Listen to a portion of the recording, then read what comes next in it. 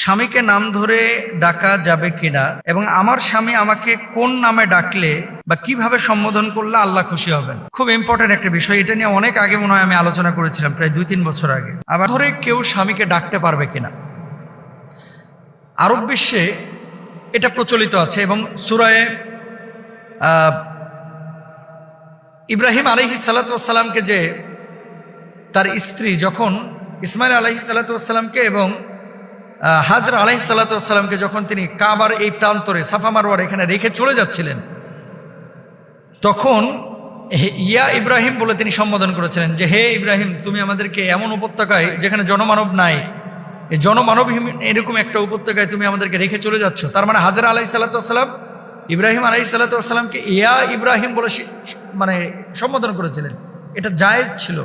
রাসূল আকরাম সাল্লাল্লাহু আলাইহি ওয়াসাল্লামকে স্ত্রীরা নাম ধরে ডাকতেন না, কিন্তু আরব বিশ্বের সমস্ত বাসাবাড়িতেই স্ত্রীরা স্বামীদেরকে নাম ধরে ডাকেন, সাহাবীদেরকেও নাম ধরে ডেকেছেন। আম্মা জান আয়েশা সিদ্দিকা রাদিয়াল্লাহু তাআলা আনহা যখন নবীজির সামনে আসতেন, নবীজি কখনো কখনো উপাধি দিয়ে ডাকতেন। কি বলতেন? হুমায়রা বলতেন, লাল পাখি, লাল ফুল, হ্যাঁ, আয়েশা বলতেন। তারপরে এই ধরনের সম্বোধন দিয়ে আল্লাহ রাসূল সাল্লাল্লাহু আলাইহি ওয়াসাল্লাম আম্মা জান আয়েশা সিদ্দিকা রাদিয়াল্লাহু তাআলা আনহাকে ডাকতেন।